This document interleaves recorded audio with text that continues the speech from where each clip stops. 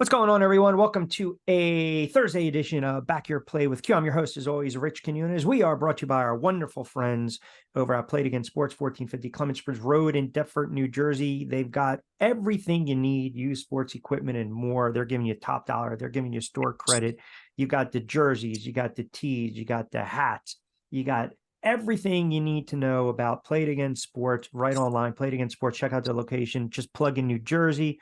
And also, too, golf equipment, lacrosse, football, ice hockey, baseball bats. We know spring's going to be right around the corner. We just got to get through the shitty weather months, man. We're fighting through it, right? And as he chuckles, we welcome in our good friend, Professor Shine, the prop, who's kind enough to join us on this Thursday edition of BYP. First and foremost, my friend, Happy New Year, and hope 2024 is prosperous, which means a lot of coin and shekels in the back pocket or the front. Yeah, of course. We try. You hate the losses, you love the wins. What was that old Bill Parcells thing? You are what your record is. Yeah, you are what your record is. You are what in sports betting. You are what your ROI is. Yeah. You are what your bottom line is. One of my favorite Parcells quotes: "Don't tell me about the pain, just show me the baby." That's right. That's right. This is why you lift all that goddamn weight. Yeah. Do you believe the losses I had? Nobody cares. What did you end up? Yeah. So, and then the charity tout, we raised some good stuff. I took gift cards. People that didn't want to send me cash. I even took some decent donations of things like duffel bags that weren't ripped and cleats and things like that. And I'm organizing it now, and so a lot of the funding is going to go to two organizations. One that's in New Jersey, South Jersey, and another one that's in Philly. One I used people that did send me some gift cards. I got a bunch of practice uniforms for an organization, which came in handy for their scrimmages. So it seems silly, like, oh, what do they cost? But jerseys, numbers, sizing. It's 250 kids. Yeah. So it's not a great. small amounts. And then I actually did the labor, putting numbers on them, finding the stuff and whatnot. When all's said and done, we were all kids when most of the people following you or involved in sports, we all played something. We all played soccer or youth basketball. Some of us are better than others, but we all played. And yeah. I think back to that Jalen Rose quote about, when he played AAU, he said, that guy that got in trouble that was giving Jalen Rose and some of his teammates on the AAU when they were 10 and 12, giving them sneakers. Yeah. He says, the best players didn't just get the sneakers. Everybody got the sneakers. Yeah. He goes, and we had 10 people, 9 people on that team, and we didn't play all 9. We played mostly 5 or 6. So the point being is that everybody, even the elite or semi-elite teams, get stuff. This is actually for a rec league. And then some of the other donations are going to use for some banquet items for a particular organization. So it gets spread around. It's all good. I'm glad we won. That's the important part, because there was a couple with the Bulls. It's getting dicier and dicier. I want to get your opinion, because it seems like a lot of the narrative right now as far as Bulls, and I don't know if you saw Kirby Smart speak after the drubbing that Florida State did. I think it's pretty much universal that everybody's pretty aggravated at Florida State. What I saw Florida State did, I don't know what they were going for. I guess they were going for, hey, look, we got screwed, so we're going to tank the game, a game that the university gets paid for, the ACC gets paid for. Interesting theory. They sat all their guys, and, Kirby Smart was like, well, I hope everybody took notice. But I think this falls on Florida State negatively more than anybody else. Florida State, unfortunately, the quarterback got hurt. We mentioned this briefly a few weeks ago, like as far as the opt-outs, and I tried to draw an analogy. I don't know if I did it on your show or if I did it on Twitter with the year that University of Cincinnati and Yep. the Yep. basketball had a really good team, and Kenya Martin broke his leg That's right. in their tournament, and they still gave him a 1 seed. And then we have hindsight. They can't get the 1 seed there because it's unfair to the other 1 seeds, because the 8, they ended up losing. They won their first round game without Martin, and then they lost to the 8 seed. And that whole bracket was screwed up. Yeah, it turned upside down. Cincinnati without Kenya Martin is probably a 5 seed. And similarly, this Florida State debacle, unfortunately, the quarterback got hurt, and it doesn't matter in an invitational tournament. Right. Yeah, they should be congratulated for going undefeated. They had a great year, but they can't be involved in that tournament with a backup quarterback. And there's some people out there in the sports world, you and I both respect, that completely disagree with me. But I think we see the end result. What would have happened? Did you really want to see that again? No. Do you want to just congratulate Florida State so they can get in against Texas and lose, 50-14 or whatever? Nobody wants to see that. If an injury happens, now all that's going to change next year. So the team that finishes 13th or 14th, they're going to complain. If somebody breaks their leg and they're going to be the 9th ranked team, I'm calling them seeds, but the 9th team, they got to play the 4th team, and they, somebody gets hurt and they should be the 5. They drop that. Right. It's going to be a minor issue. This Florida State thing, I was kind of on the fence. I was like, man, it's a shame they got undefeated, but you can't have them in the game. I said on Twitter, it's because what happened to TCU last year is I didn't think TCU should have been in there, but they proved their worth. They upset Michigan. They get absolutely woodshedded by Georgia, and that left a bad taste, because you don't want your championship game to be like that. You want your championship game to be like what this Michigan-Washington could end up being. But Kirby Smart brought up a good point. Says, everybody needs to take a look at this. You can't tank this game. Florida State can't. And think about it from a betting standpoint. I mean, my goodness, if you kind of have an inkling that team's going to roll over like that, Jesus God, And that's my overall point, because I'm here. I'm not just betting the bowls and these NFL games, specifically the bowls toward the end for myself. When I did a charity tap, I have other people involved, and it wears on you a little bit. I know it's for a good cause, but still, you don't want to give out a game. Like, God forbid, what if you have Florida State as a play plus 14 and the line goes to 21? Like, what are you supposed to do? Like, triple your bet? Right. By rights, you're supposed to, because if it's a 55% play at plus 14.5, well, what the hell is it at plus 21? Yeah. Probably you whatever model you're using is wrong. That's if you're 7 points off. But conversely, I had a small play in Georgia minus 13.5. So I waited to give it out.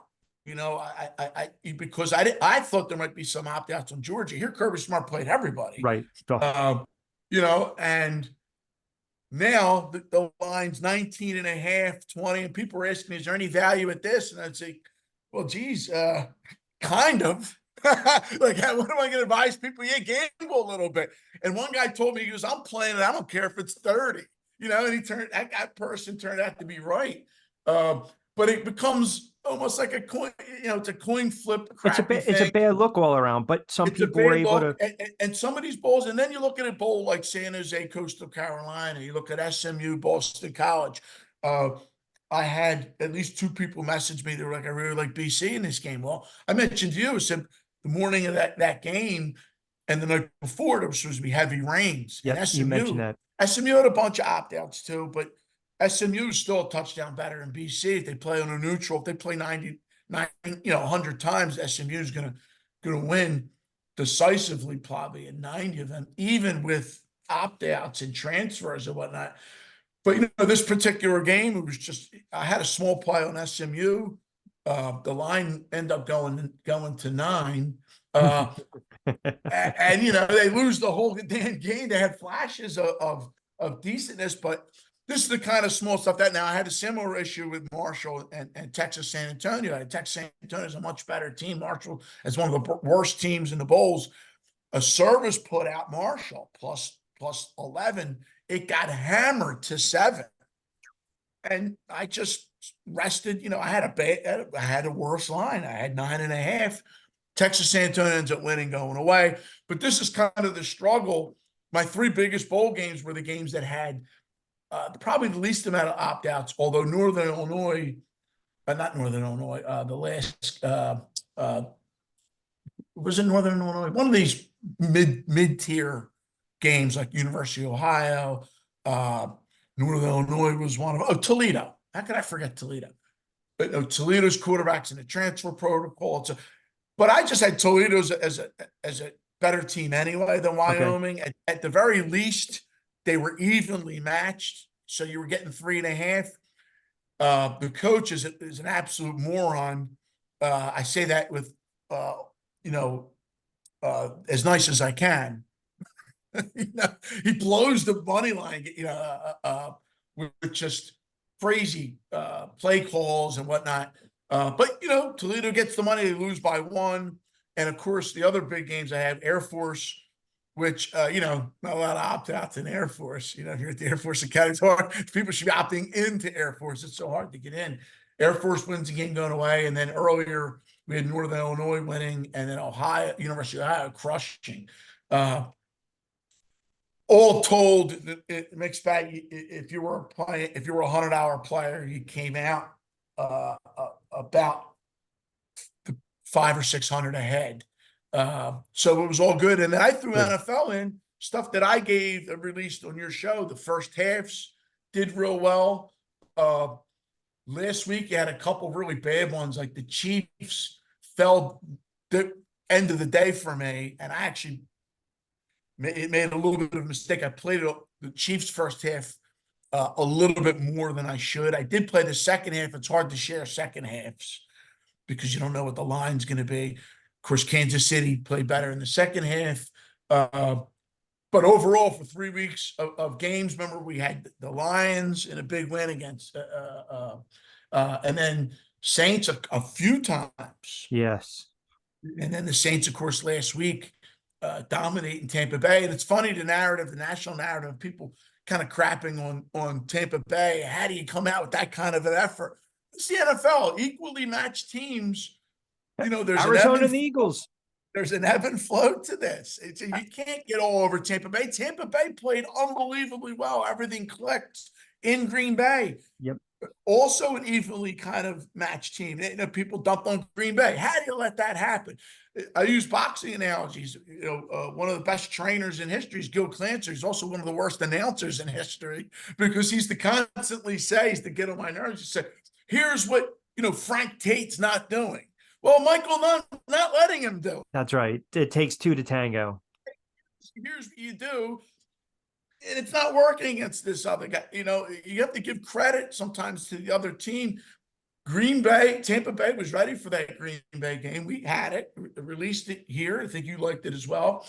And then the next week, they're going to come back, and here's the Saints coming in. And the Saints hit on all cylinders. I think you have, you kind of have that kind of situation this week with the Falcons. Falcons going to Chicago, and there's a couple things about Chicago. We'll get to opinions I have on Chicago, the Bears as well. Bears just dominated them, and I like the Falcons this week plus 3.5. Now, people smarter than me or as smart as me have already kind of hit it a little bit. So there's 3 juiced. I could be totally wrong, but I like the 3.5 with the Falcons simply because of this kind of this parity. If there's parity, if you believe in parity across the board, if you don't, you definitely have to believe it with these middle tier borderline playoff teams, because it's pretty obvious they all play each other pretty well. And I think you're going to see that with the Falcons this week, even though they played so badly last week. How do you I was going to say, how do you look at some of these teams, like, for instance, that have locked seedings up, right? And now all of a sudden, a lot of people say the rule of thumb is you steer clear of some of these games where, the Mahomeses, back in the day, the Rodgers, the Peyton Mannings, the Kelseys, Lamar Jackson. These guys are going to sit no point of even playing these games. Oh, well, Really, really tough, Rich. It's really yeah, tough. Think all the way back to the year the Eagles, the NFC was really down. And remember, the whole NFC East, I think, was like 5-11 or something. And the Eagles ran away. I think they were 13-1. Their only loss that year was at Pittsburgh. Pittsburgh. Terrell Owens got hurt late in the year. The Eagles had a decent team. I want to say, I don't want to say great, but they had a very good team. The NFC is probably the worst year the NFC East has ever had. One of the worst years the NFC has ever had. I mean, the second best team was Atlanta with Vic, and maybe the third best team was a really average Vikings team with Moss and Culpepper. And those two teams were probably not as good as Green Bay. And remember, the Vikings that year went up to Green Bay and upset Green Bay in Green Bay.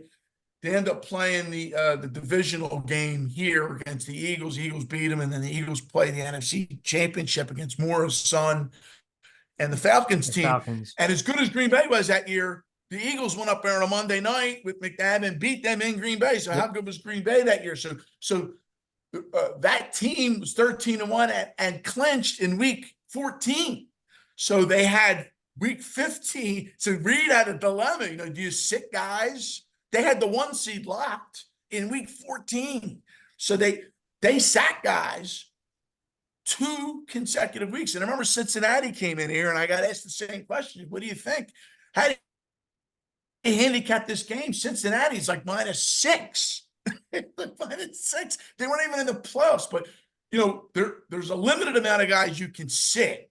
Right. I mean, drastically, because you just don't have enough rostered guys. I'm all for bringing practice guys up, and that's kind of what Reed did. He did like the Yankees did in 2008. They probably had AAA guys playing. Give Reno Mahi 25 touches. Yeah, injuries are so prevalent in the NFL. You don't want that to happen like what happened to Chubb in Miami, where he gets a non-contact, he blows his ACL out. That's brutal. I'm hearing excuses out of Miami now. They're like, oh, well, who's going to play in his spot? It's kind of a freak thing. Okay, I'll buy a percentage that you can't sit everybody. It's a non-contact thing. But I think, like, if people are saying, oh, Lamar Jackson should play for a quarter, do you know what kind of a blow-up that's going to be? If he twists his ankle, it ruins their Super Bowl chances. They're done. It's just, how about, well, what do the Vikings, what do the Lions do against the Vikings? The Lions kind of have to play because they're still live for a 2 seed, I believe. I didn't double check it. I kind of should have, but I think they're live for some. What if Dallas and the Eagles lose? So right now, if you look at it, it would be San Fran, Dallas. Detroit would be the 3 seed. They're 11-5. Dallas is 11-5. And then if you look at conference record, Dallas is 8-2. So they win the tiebreaker over Detroit based on head-to-head win percentage. Can Detroit win the 2 seed at any event anyway? No, I think they're locked in at 3 because Dallas. Yeah. Okay, so then that goes to the tricky situation for Detroit. You don't want Goff to get hurt. Although the way if Goff had played, I've been looking at that for 2 months. Goff's going to play well in this game. If Goff doesn't throw that interception, I mean, the Lions kind of, pretty much win that game easy. But what are they? I mean, look how big that game turned out to be. Did you have a problem, by the way, real quick? Did you have a problem with them retrying the 2-point conversion after all the nonsense? Well, I think they had made an effort. Well, they had made a decision, not an effort. Campbell made a decision. No matter what, we're going for 2. They didn't care if it was from the 3rd. Now, it seems stupid, but again, nobody's bringing it up in the national media. Nobody's bringing it up in the criticism of Campbell, except here on your show, is you play overtime and Goff gets hurt, and they look back, or why didn't you go for 2 and go for the win? Or one of your key defensive players gets hurt, or one now I'm not talking about the 2. If you kick the extra point, you go to OT in a game that may not mean as much as you think it means. Detroit, in a sense, was almost free rolling. They locked in a playoff spot. They locked in the North. Yeah, they were live for the 2 seed for home games. Okay. But you have to weigh the options. Is it worth it to play overtime on the road? Or is it worth it to take the 8% shot you have from the 7-yard line? It's a little bit higher than 8%, but let's just throw it out. And try to get the 2, win the game right there. Campbell, for whatever reason, didn't bring it up in his press conference, but that's what I would be saying. I mean, Well, I listen, think the they were risk of- still fuming. They were still fuming from the Sure, botch. sure. Yeah. But after having a couple days away from it, people are saying, oh, you know, the narrative is he's an idiot for going for it the second time. Maybe, like, you know, you don't. I think they didn't want to go to overtime no matter what. And I was actually at a Christmas or New Year's party, everyone would call it, and everybody was like, "Oh, what an idiot!" And I said, "Well, he doesn't want to get anybody hurt. If you make a conscious effort, not get anybody hurt, this thing from the 7 is just, you know, it's just something that happened. They're like, yeah, let's go for it. From, you know, they got lucky, they got the offsides, they went for it again from the 2. I hear, I just think a lot of national media, even the people that cover NFL, especially the older guys, they don't get a lot of this stuff, and they're very reactive and not proactive. Just kick the extra point, go to overtime. Injuries are a big deal now, even It more derails so your in season. 17 It games. totally derails your It's season. just and you don't. I think you can. There's a way to quantify that. Well, here are the chances a key player get it. It's lower than. I think if there's any chance any of your key players can get hurt, trying to win a game that isn't for a top seed, there has to be a reasoning. You know, if you're going for the top seed, well, the second seed's important. Yeah, but so much other stuff had to happen. Has to happen anyway. Who knew the Eagles were going to lose Arizona? You know, I mean, they're 11-point favorites. Arizona has roughly, by the market standard, what, you know, a 10%, you know, a 20% chance of winning, 15% chance. Is that good enough for you to go into overtime and risk your players getting hurt? I'm with Campbell. Once I got to the 7, I may kick the extra point and then That's what I was thinking. And then go nuts in overtime. Go for it on 4th down. Like if it's start 4th playing gadget, do something where maybe I got Goff out of the game. What's that? Goff out of the game. Oh, I got somebody else. Maybe, but you know what? You get into the extra quarter, no matter what happens. Yeah. Guys can get hurt. I think he might be doing something in-house with the veterans. Veterans would be saying, listen, you know, I've been playing a tough game on the road. We got to travel. We got another game next week against the Vikings. Yeah, let's take it easy. Let's just try to win it. We have a 7-10-yard play. Let's try to get in the end zone. Ironically, the 2-point play worked. And I had people arguing me, oh, they shouldn't even go for 2. Teams have an advantage. You practice the 2-point plays. If you're not, it was a bad throw. Saw it in the Giant game. Tyrod Taylor can't even hit It was a bad throw. The kid could catch it. I'm not even going to talk about, obviously, whatever he's talking about, the referee thing, the checking in. The NFL, Goodell, and them basically gave him a pass because that crew is doing another game this year. I don't know if they got demoted. Are they going to do a playoff game? I kind of ignored. I think they're doing Atlanta's. I think they're doing Atlanta's game. They're doing an important game this week, which that's all that needs to tell me. And then the NFL released the tripping penalty that wasn't called or was called on the wrong player in Detroit, almost as a way of saying, "Hey, look, this is what happened." Also, okay, you want to do that? Let's go back to the Matthew Stafford year. Last year, the Lions were really good, and they had a blatant pass interference. It was the last year for Romo. They had a blatant pass interference. They don't call it. And then Dallas goes up to Green Bay, and that's the year Des Bryant. Nobody knows what a catch is. You know, or else Dallas has the ball 1st and goal from the 5. So you had miscue after miscue with referees that year. But Detroit's the one that got really screwed in that because they played an unbelievably good game that year. So you want to do that, you start bringing up tripping, Roger. Let's go all the way back. You know, you can do tit for tat. I think this makes the Lions a stronger team. Everybody's against us. You know, if there was any kind of dissension or anything in that locker room, like, oh, Goff, has been throwing some bad passes in key times. I think this is the kind of thing that centers a team. You know, Campbell is definitely that guy to say, you know, F these guys, the world's against us, just go out and show it. You use that rationale, though? Can you use that rationale for what's going on in Philly right now? because I I said this a think, month ago. yeah, I said, well, it comes down, when it looked like they were going to beat Arizona, I had made a mental note to myself, man, that last drive in Seattle is huge because you'd be playing for the 1 seed if you of just don't give course, up. If it now, I'll give DK Metcalf credit. People are crapping on Eagle. He made 2 unbelievable catches.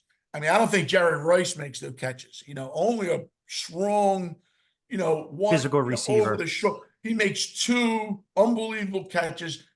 They get in the end, but you can't. Your defense can't let that. No. Can't let a 92-yard drive. If it doesn't happen, the Eagles are live for the 1 seed playing, up against Arizona. Weird how one drive can change this entire thing. With that being said, though, I think the Giants had their good shot of playing well here.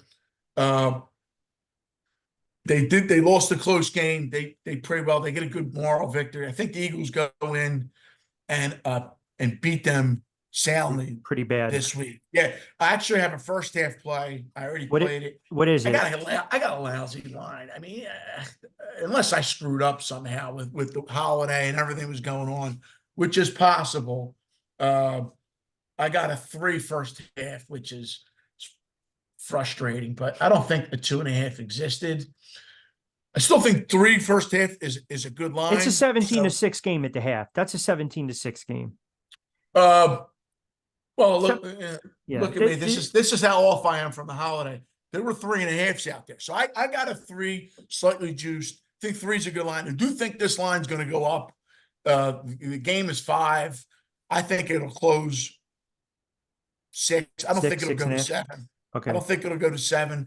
But the first half line will come off 3, which is it's a big line, But what does this 3, game really show if they go and they beat a horrible Giants team that can't wait to get out of the season? But you know what? It's better than losing. I think this is the key. I never played in that narrative, although it's coming back to hurt Miami. It hurt Dallas a little bit too, but it definitely hurt Miami. You didn't beat anybody. Well, you beat who's in front of you. The Eagles had to fight this last year. Well, they really didn't beat anybody. Got lucky in the playoffs. You didn't have to play Dallas again. You got to play the Giants. You play who's in front of you, and that's all anybody remember. You win the games in front of you. When you take your eyes off that, look what happens. You got Kyler Murray running, going crazy on you, and then you lose the game. So I think you go in, you beat the Giants, like you said, 17-6 is really close to what this is going to be first half. I think. Yeah. I don't think they even hold on now, like I would normally think, saying, I don't hold on, Giants will make a play of it, like they did last week at the Rams. I think that was the Giants' last hurrah. I think so. They hung in, and then I think the Eagles are going to run over them. I mean, I think it'll be something like 31-13, something like that. But when all said and done, all I care about is that they come out strong, which I think they will, and they'll cover the 3. If you want to mess around, play the money line, because you're a little worried that I wouldn't be. Just play it. I think it's a substantial play for me. And then, I got people like, I hate to call names out, or maybe I do like to call names out. You got people like Sal Paolantonio. I think some of these people are too close. Well, they're not coming from a gambling narrative either. They're not, they're not looking. I look at things as expected value. I look, what are the percentages kind of thing. I look at things like an underwrite. Kind of look at the world that way. What's the percentages I can get hit by? I can die if my commute is an extra 40 minutes longer. Nobody thinks like that. But I think it's good to think like that when you're looking at sports, or at least I do, or especially if you're wagering anything on sports. So I look at things that are probable, not possible. But Sal Pal said something like, the Eagles have to go with the Saints. They're not winning that game. Bet me the Eagles aren't going to. You're going to bet on Derek Carr against the Eagles. I don't care how big. I don't care if the Eagles are 38th. Well, that's like post game sitting there saying, well, Arizona stinks, the Giants stinks. They got bailed out with a missed PI in the Giant game, and then they got beat by Arizona. They're seeing it from the lenses of being too close, as you alluded sure. to. And week to week things change. Teams, The Saints stink. the Saints are not, and you're going to put your trust in Derek Carr. Yeah, they have a good defense, but listen, that's a game. The Eagles went earlier this year, went down to Tampa, and Tampa hung around. Remember, And then they pulled away. A little bit, and then they Eagles pulled away. That's what's going to happen in that game. Hurts himself. I almost get a feel. I thought middle of the year Hurts was hurt. I don't want to say he was coasting, but it's we mentioned it a lot of times on your show. The season is long. It was long before they added the game, but now you can see the light at the end of the tunnel. A good analogy is the NBA. You start to see people in April. All of a sudden, it's not January any longer. You got legs. It's legs. It's the fourth quarter. It's the money quarter. It's the money half of the year. It's very difficult to turn it off and on. I'm not saying teams don't turn. See, people try, but it's hard to be your best each week. But I do think the Eagles' best is better than the Saints' best. Now, do they have enough juice to go into San Fran and beat San Fran? Probably not. But I do think the Lions have enough juice to go into San Fran. And we've seen all you need is a couple calls your way, a couple plays your way. A guy slip and fall. We were just talking on Twitter, on the internet. We were trying to evaluate the Ravens 2000 season, and a game came up in that. We're talking about the context was about the Ravens this year, comparing them to previous years, and that's something else that Palantoni and somebody else had used the Ravens Super Bowl year as the measuring stick of greatness. Is this Ravens team as good as that team? Forgetting that the better team was the year before the Ravens won the Super Bowl. The year the Ravens won the Super Bowl, they were decisive underdogs I think it was more than 10 in Denver. Yeah. And a blown coverage at the end of the game wins the game for them. And then they go up, beat New England handily, and then, of course, win the Super Bowl that they were underdogs in. Now, the year before, Suggs was the player of the year on defense. Ray Lewis was a year younger. Ed Reed was a year younger, a year healthier. They had the big defensive tackle. It was great. That defense was even better. They gave up less rushing yards, less passing yards. They had a worse kicker. Billy Condon was the kicker, and that's the year he missed the 31-yard field goal. But it was Harbaugh's fault because they had 3rd and 1 inside the New England 7. They get 4th and 1 and don't go for it. Right. It would have been a ballsy thing, but you're playing. They played for the tie, and look what happened. Take the automatic points.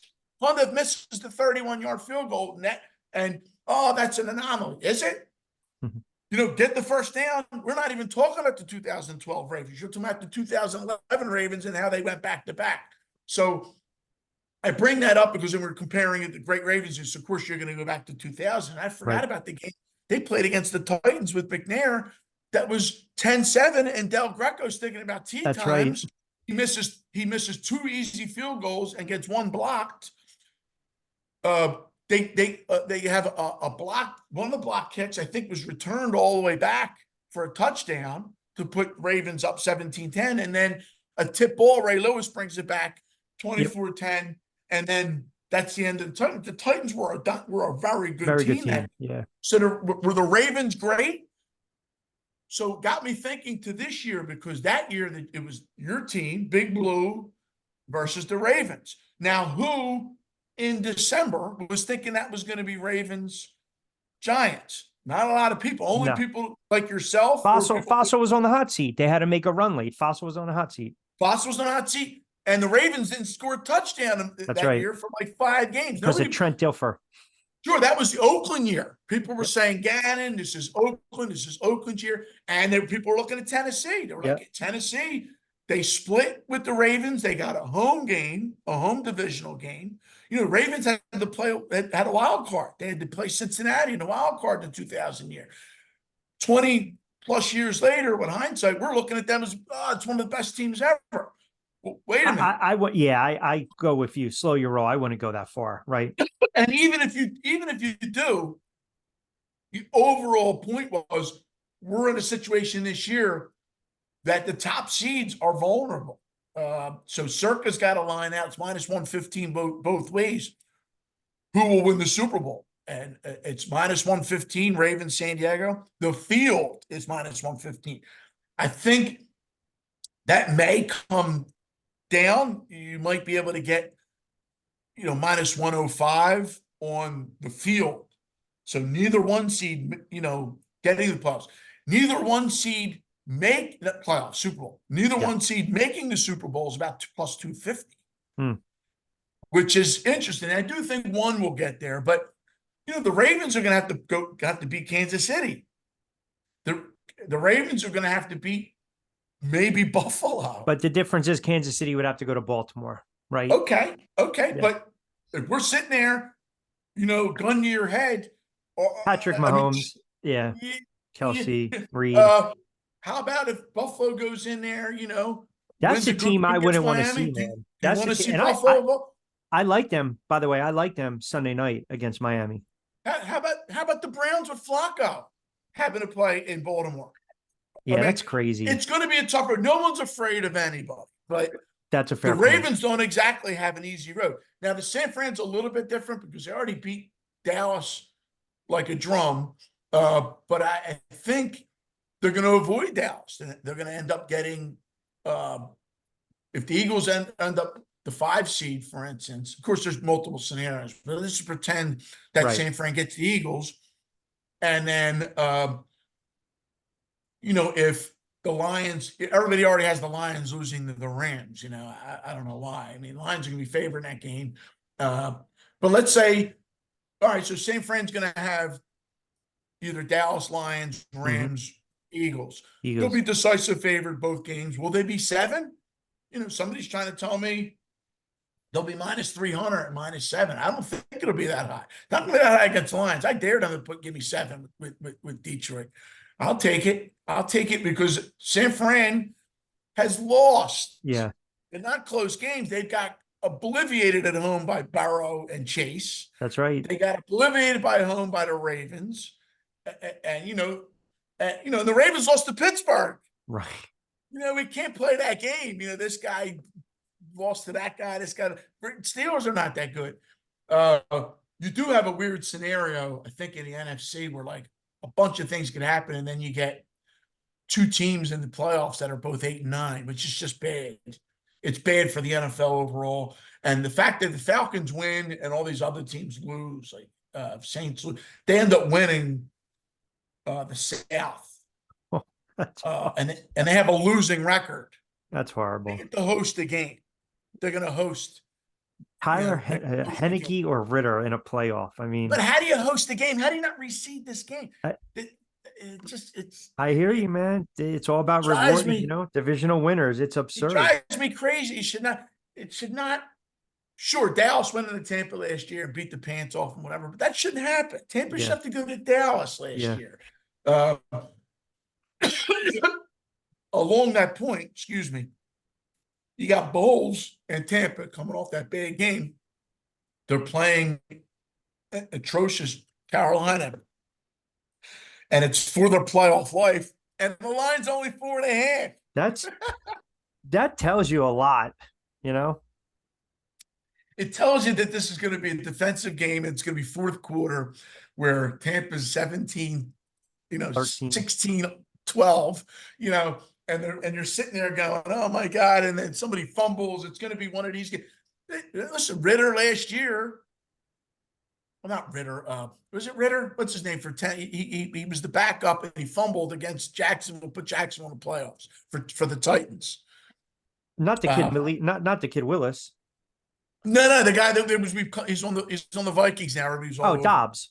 Dobbs. I keep calling him Ritter. Your comeback player of the year. Comeback player of the year. I said, be careful with him. So the Titans, everybody thought, look at that game was close. Titans should win that game. Yeah. People had Jacksonville. It's an automatic win. Guys are showing up to play. But can Carolina score? That was my thing I said 3-4 weeks ago. I don't like the back teams that can't score. So I can't back Carolina, but I really can't back Tampa minus 4.5 here either. The team that I'd like to back, and I already did back them, and now other people are on the board, on the train, is the Titans. I have Titans plus 5.5 against the Jags. And, Beathard's going to play. This line opened 3.5, went all the way up to 5.5. And I'm doing consensus. I'm not picking DraftKings, or I'm looking at Caesars. I'm looking at Circa, Pinnacle. I'm just, whoever you may have an account. It's because they all follow each other. But 5.5 was out there. 5 was out there. 4 is even a decent line with the Titans at home. Titans have problems scoring also, but Jacksonville's going to go on the road and just absolutely obliviate. They're that good. I don't know, but Titans is going to be a popular play this week. Okay. I like it. I like it for a small play. I also like Washington. I like the Command Skins because it's this rationale of Ron's last stand. Dallas is just going to go in and just kill them. Yeah. Oh, are they? Really? Okay. I saw them play tough Against San game Fran. you saw. They played tough at San Fran wore them down. There was a couple turnovers. The Eagles tough too. Played the Eagles tough too. If you can score, I think that's in today's modern game, that's a good telltale sign that you can hang in some of these games. Washington had the game won in Seattle. That's and right. Of course, their defense let up. Now, I don't think Washington's going to win the game, but can Dallas be in a dogfight here? Maybe not for their life, but for the cover, yeah. I could see this being 27-20 late, and Dallas have the ball, and everybody going, yeah, go, keep going. The line's 13.5. How about that Sunday night game, Buffalo, Miami? Too many injuries mounting up now for Miami. It's a tough game to make the Bills favored. It's just like all of a sudden the Bills went from being, hey, if this, and this happens, that Miami game is. Well, they went from their head coach being fired to now all of a sudden, let's give him a contract. You see what McDonough did also. He's not allowing. He's demanded that no Steeler update scores. But they're not going to know the score before the game starts. It's a night game. But it's Saturday night. That's weird. It's Saturday night, and they play on Sunday night. The Steelers play Saturday at 4:30. Oh, is it Saturday night? Yeah. Oh, then I'm screwed up then because no, that's okay. Think it's Sunday night. You sure it's Saturday night? Yeah, Saturday. You have the Steelers and the Ravens, and you have the Texans and the Colts. It's a double dip. Well, then what's McDonough? No, the Saturday night game is Texans Colts. But the Steelers are playing at 4:30. Oh yeah. So the Steelers are done, but there's somebody else that they need, isn't it? The Colts game. I'm sorry, not the Steelers. I'm mistaken. Yeah, but those are Saturday games. He's going to know the score come Sunday. Evidently, he don't want any scores up, so that's what made it even weirder. So he said something. It was just a quick article, and then we're talking about it. And I said, "Well, he doesn't want any scores." Maybe one of the players is going to call sports phone. But even if the game was at 1, like, where do you get your guts to? Who cares? What's the worst that could happen? Like the best scenario could happen. But that's a winning in anyway. That's a winning in. Whoever wins that game wins the division. If they lose, there's still a way to. I think if everybody else loses, they can still get in. Now, there's a way that the Bills can be completely out of the whole playoffs. I think if the Steelers call, I don't know the exact scenario, but there's a scenario where the Broncos could be playing, not Broncos, the Bills could be playing for their life, not just seeding, not just the AFC East, but maybe I screwed it up. But whatever McDonough wanted, he didn't want any scores of any games or something. He did.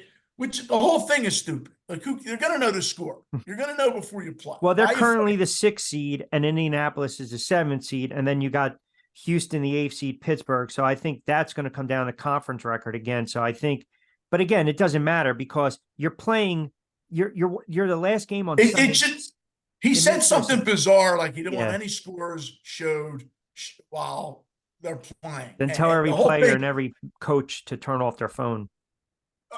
the whole thing's stupid. I think you want to know what's going on. Again, for the healthier players, the goal of your season is to make the playoffs healthy. Healthy. You want to make the playoffs healthy. You don't want Yeah. to back in. You want to be playing well, obviously, but the goal is to make it in. Sirianni actually got criticized for saying, there's a lot of teams that wish they were in the playoffs.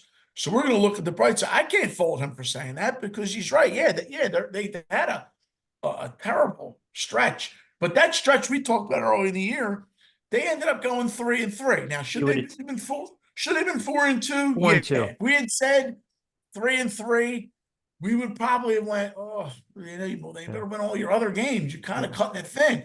But they beat KC and beat Buffalo. That's not what we thought was going to happen. Their defense has been Bad. atrocious. I mean, it's just bad. They have to fix it. Or they're not going to make another Super Bowl. Does that mean they're going to lose to the Saints? I don't think so. I think they show up with, 10 guys on defense. They're going to beat the Saints. That's big because that's not like Derek Carr. Derek Carr can't complete a third. You know what you can do with Derek Carr? Let him get 8 yards on first and second down because he can't get a third down. He's like the worst, I think, in the last 10 years in third down conversion. He just with can't the get a third quarterback down. sneak.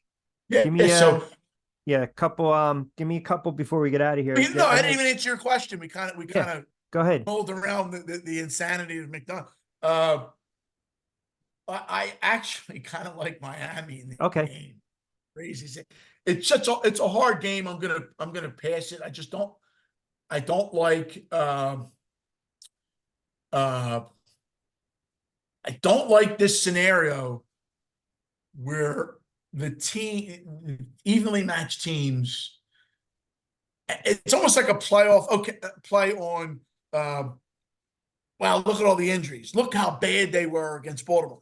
Listen, Harbaugh ran that game up because remember, they had to run it up. They were up 21 in the fourth against this same team. Miami keeps coming. You got to put your foot on their neck. Yeah. You have to burn them alive. You like these analogies. You have to Sons of Anarchy them, as much as you can. You got to put them down like the dogs that they are. Right. You have to get rid of them. You got to put 60 on them or they keep coming back. Yeah. So I have no problem with him putting 70 up on Miami. They created this monster by coming back down 21. And I don't know if you remember the week of that games. I had Baltimore that game. I remember Baltimore. I was like, oh, good. I'm focusing on the fours. I'm like, all right, get rid of this game. But they're Scott Hanson's coming in updates. I'm like, yo, Scott, what do you take a pee break? And I get mixed up sometimes on the comebacks that Miami had because they have that kind of team. And I get it. They don't look at the scoreboard. They're just play. Keep going. Just keep playing. I like that. Hey, it's 28-7. Says who? I don't know. Let's just keep going. Keep doing what we're doing. Oh, now it's 35-all. You don't say. I like that kind of guts. And remember, McCarthy and that team went into Buffalo last year with a backup. Yeah. And almost beat Buffalo. They were winning at half. They really should have won that game. Everybody was on board. You might see an effort like that this week. Maybe we get lucky. What I really want for the league, what I want as a fan, I want them both to make the playoffs. I don't want to see the Steelers in there. I really don't want to see the Colts in there. I don't even want to see the Texans in there. But I think you have to get 2 of the 3. I say that, and I have a Colts future to make the playoffs. So let me backtrack on that. I do want to see the Colts end. It was like 5-1 or something crazy, 4-1 for them to make the playoffs, and it was like 6-1 or something. I can't remember exactly, but it was something for them to win the division, 8-1, something crazy. But I did have them make the playoffs, so I'll take that back. I'm going to root for them to make the playoffs. They're now a 1-point dog. They opened as a small favorite. Actually, I like the Colts. If you want to mess around, play teaser plays this week, I do like the Colts plus 7.5. So if you get 6.5, I like that. I like the Bengals -0.5. That line's all the way up to 7 because Stefanski, your coach of the year, which was it's actually one of the futures besides the Colts that I'm going to hit.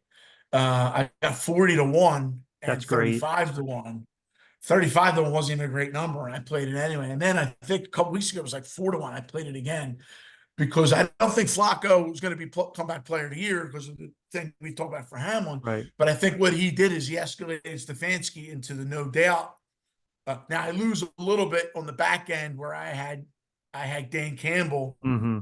preseason, so I lose that bet. I even had a small flyer on Peyton plus 9-1, just because I thought if he did anything normal, It would be noticed. you Yep. know, and they almost did it 3 weeks Right. ago. 5 out of 6.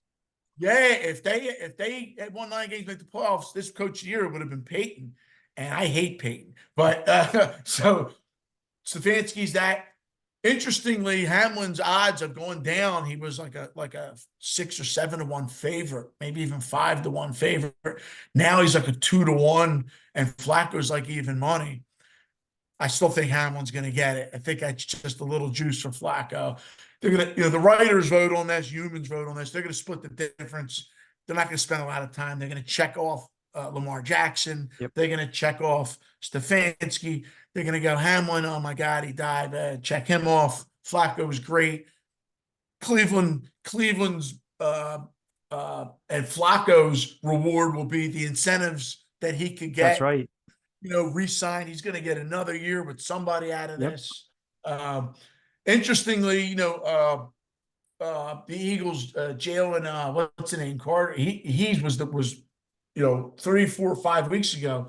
He was going to get defensive rookie of the year going away. If you go look at all his stats, he hasn't done anything in that fumble recovery against Dallas. But the guy wasn't even on the board, was the Rams rookie, who was a 3rd round pick, who has like 9 or 10 sacks, and now he's like a 6-1 to win. To win the defensive rookie player of the year, and he wasn't even listed 2 weeks ago, which is just mind blowing. But something like that, the writers don't spend a lot of time with. They might just look at the stats, see what the articles are, and might just check him off. So there's a bet for you. Bet the kid from the Rams, the lineman who's got the 9 or 10 sacks, a defensive rookie year, might get 6 or 7-1. I have a book that doesn't even have it listed. I had the field as 12-1, so I played the field. That's so smart. I threw everybody else out.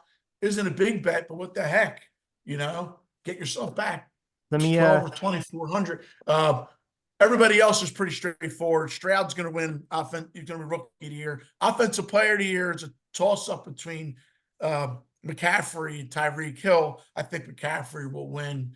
But as far as the other important games here, I mentioned the Eagles first half. Yep. I did mention Washington. I have the Titans. The interesting game you want to look up in New York is the Jets-Patriots. This line opened, I think the look ahead from a couple of weeks ago was a solid 3. So that's kind of a jokester line. But it was like 2, 2.5. It's 1 in some places, which is pretty indicative that both teams are kind of be like, but the Jets can't score, neither can the Patriots. But I also think you want to play a teaser leg with the Jets. You get the Jets plus 8.5. I think that's not a terrible play of 2 bad teams, but it's just the end of Belichick. That's you want to talk about that thing we talked about a month ago. Again, I say when I'm wrong, and we say when we're right. I think it's a done deal that Harbaugh is going to the Chargers. It's almost said San Diego, but I think it's a done deal. He hired an agent, I believe, who knows the Spanos family. Even if I didn't read that, he's. So you like Michigan rolling over Washington for the Swan Song on Monday night. It's a shame because Washington, I didn't think I had Texas. And I actually had Texas money line. which almost got there. They had 4 shots from the 12 to win the game, but I also had Michigan. I get a little lucky with Michigan. I told people in the bowl tout, we missed a good line on the total because that total was 47.5, 47. Said, don't play it. I'm not playing it. If you rolled the dice and played the 46.5 under, you got a bad beat. You got a little bit of a core there because there's no way that game should have went under. I mean, should have went over, but it did. I'm glad, it was passed. I didn't advise anybody to take it. With that being said, Michigan got a little bit lucky. By the way, why is the kid fielding the punt at the 2? That's just stupid. Like these are College kids. These are college kids. Horrible. Where's the special teams coach? You almost have to say it like it's high school. Like, listen, get what? Well, you know what? No, for nothing. This is horrible. Put everybody on the line. Maybe try to block the kick. It. If you don't want to do that, don't touch the ball. Don't touch it. Worst case scenario goes in the end zone. You get a touchback. Yep, 100%. I didn't listen to the announcers at the time, so I have no idea if they were speaking about it. I'm going to assume that they were. A lot of these guys are dopey, so they may not have. I didn't see the reason for it. Again, just show me the baby. The Vikings, the Wolverines win. I think that what Washington has done is pretty incredible. They beat Oregon, who's arguably better than they are. They beat Oregon twice. So now I can say they're better than them, but they might have a better team. They won a really tough game in Oregon State when Oregon State had all their players. They had a dogfight with USC. USC, for all USC's faults, they can score. Sure. They came out in the end, and now they beat a team that's arguably better than them. I mean, they have pro wide receivers on the team. Penix is going to be drafted. Yep. I don't think Penix is going to go in the top 20 picks, though, believe it or not. It's going to matter what he does in camp. I think he's a little small. I know scouts today, they look at every little thing from the size of your hand to how your footwork is. They don't like lefty quarterbacks. Nope. Nobody like the days of Esiason and Zorn and these guys are. I don't know why I threw Zorn in. I just think Penix is like Zorn's size. Yeah. It wasn't like Zorn was an all-pro, but Esiason was, and Stabler was. But I think that time has passed. They look at almost like you don't want your left-handed guy if the ball comes out slightly different. I don't necessarily think it's a negative, but the people that are siding on this do. So I think that's going to hurt Penix. With all that being said, they got a good team. And if they lose to Michigan, 30-21, it's not a bad year. Yeah. Michigan has, they didn't play anybody, which is, early. And it shows you maybe it didn't matter. They played who mattered. They beat Penn State soundly. They beat a really good Ohio State team. They beat a decent Alabama team, and they're going to beat a decent Washington team. 4.5 is a little tricky. It sucks to have to lay it in this kind of a game, but I think you play. It's not a strong play. I think you play it, and if you can get, I think it's 190 on the money line. If you want to play the money line, I don't think it's a bad play. It's 195. You should be able to get 190 somewhere. But you're kind of splitting hairs. I think maybe sit back, enjoy the game. I'm in some kind of a bowl pool, and it's coming down to the total of this game. So I picked like an egregious low total. Just to, it's like the Price is Right. You want field position to rule the day. Yeah, the guy bids $1. I want this game. This game finishes like 17-13 or 19-13 or some crap. I'll win. So I picked like 36 as like the total point, something stupid. Nice. But in a bowl like that, either pick like 80 or pick like 30. Root for it to just nobody score, everybody score. You'll separate yourself from the pack. It's a good EV move. You want to talk quickly about the Saturday games, because we didn't talk about Steelers Ravens, which is kind of a mess. We touched on Ravens aren't going to play anybody. Steelers were even high. You know, there were as low as 2, there was as high as 5, and 4. Nobody knows who's playing. Do you just enjoy the game? I hate the thought of the Steelers winning 9 games with this No, I'm just going to sit back. I'm not going to play that game at all. I'm not a fan of the Well, remember Steelers. last week I said, as much as I hated on the Steelers, I like the Steelers, and I Yeah, played you the like the Steelers game. in the Seattle game because of the situation. The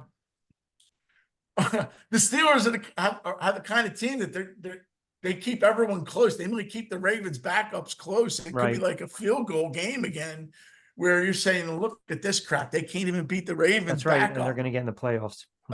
It's a weird thing for Harbaugh. It's got to be incredibly tough to play a game where you locked up the top seed and you can't sit everybody. What do you make everybody go half speed? Half speed's where you get hurt. And then that Texans-Colts game's a great game. It's going to be a great game. Texans-Colts going to be a great game. And this is a really good football weekend. Yeah. If Meaningful the NFL game. was shooting for the extra playoff teams, if you were looking for good football, you got a lot of games that matter. I kind of hated on it in the beginning, but you have a lot of games that matter. You end, I mean, God, what's this going to start at around noon? You're going to go to almost midnight with nothing but games. And of course, the wagering and it comes into play. Was there any other games that we didn't touch on? We touched on the Lions a little bit. It's a tricky game to manifest. I didn't play it. I had Green Bay obviously last week. Yes. Green Bay, they were plus a point. I liked them in teasers. They came out just blasted the Vikings. The Viking season was that Lions game. You said that. Yep. And it kind of shows, and it usually shows up the following week when that kind of crap happens. And similarly, Seattle's got to go in Arizona. If you're going to play a side, if you can get, all the pretty lines are gone. Well, that's not true. It was 3 the whole time. I'm not going to play it, but if you force yourself to play it, I like Arizona in the game. It's mostly a dog weekend. I mean, end of the year, I kind of tend to look at these teams. When nothing's certain.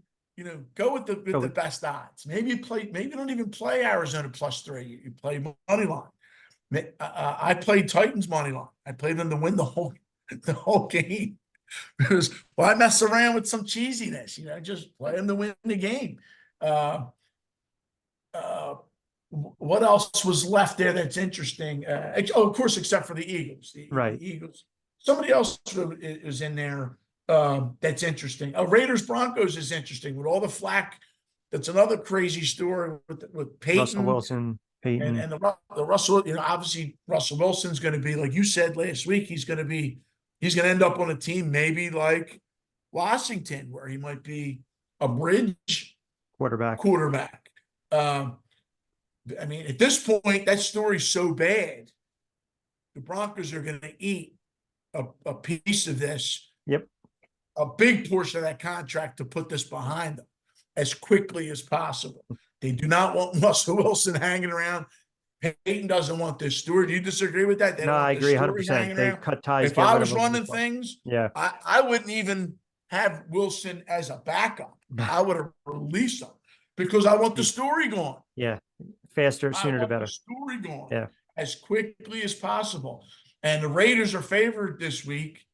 I don't know if that guy's playing. Pierce is playing to coach. Right. They did. Remember last week I said if they beat the Colts, all of a sudden, yep, this is interesting. They showed up. I said, yeah. I played the Colts. End up being a push, but I did have small money line play. But I said if the Raiders show up and play a tough game, it reflects. Does it enhance? Well, Pierce's. Yeah. It reflects very well on Pierce. And now you have this scenario where if they can win a 24-21 game, it looks even better. And the Raiders are going to have a small dilemma. I think if I'm Mark Davis, I can go to Pierce, give him a raise, have him stay on as the coordinator. The players like him. Uh, some of these guys, it's the best of both worlds. You don't have to take the heat, and you get Yep. the money. That's right. You know, That's I right. think years ago, didn't back when the coach of the Bengals was the coordinator of the Ravens, I'm almost positive they did that for him when Brian Billick was the coach, and before his name escapes me. He was there for 100 years. The Bengals coach Yeah. that they kept on, who actually wasn't a terrible coach. He just couldn't win a playoff game, but he was the defensive coordinator, and they just gave him a giant raise, and then he ended up leaving anyway. You know, a lot of these guys you lose. But I don't think anybody's clamoring over themselves to hire Pierce. I think Pierce has this unique thing with the players, and they like him. Right. I think you keep him on the staff. But Got then about- who do you? Yeah, I mean, we can get into it a little more. I got about 30 seconds. I just wanted Oh to yeah, push it's real who quick. do you bring in for that team? I'm not sure. Let's yeah, we'll get into a little more of the coaching carousel next week with the Black Oh Monday. yeah, but that's true. real quick, don't forget, Prop always brought to you by our good friends over at Played Against Sports. Played Against Sports. Deptford, bring in slightly used sports equipment, baseball, hockey, football, lacrosse, golf, even free weights, dumbbells, they give you cash, and all the way through January, 30% more in store credit. Tell them you heard it right here on BYP with Q. Real quick, everyone can follow you as well on X. We'll get this up ASAP, but the charity tout's going really well. You'll probably maybe tweet out a couple of your plays, perhaps, or are you going to give a little more? Or well, somebody DMs me and says, "Listen, you know, it usually comes late, like on a Sunday. Like, hey, can you help me get out of this hole or whatever?" But I do think, you know, the Eagles Giants is a 4:25 game. It's late in the week. I think it's a good game to. I don't want to say bail out, but I do. You know, I'm going to be playing the first half in that game. I'm going to be playing a mixture of some of these teasers, and the Bengals will be part of it. The Jets will be part of it. And then, of course, the Colts will be part of it from Saturday night. And then outside of that, I have the Titans, and I do like the Bears. I'm going to be playing the Bears. The Titans are a little bit stronger, and then, you know, next week we'll talk playoffs and maybe even basketball, and Black you know, Monday too. We're not that far from pitchers. No, we're and not. catchers. Pitchers and catchers. Get those futures in. All right, brother. Always appreciate you. Happy New Year. Make some coin, make some money. Close out the regular season on a high note. Playoffs right around the corner for the Eagles, not for my Giants, but that's okay. We'll do it again next week. Always appreciate you, pal. Good luck. Thank you, brother.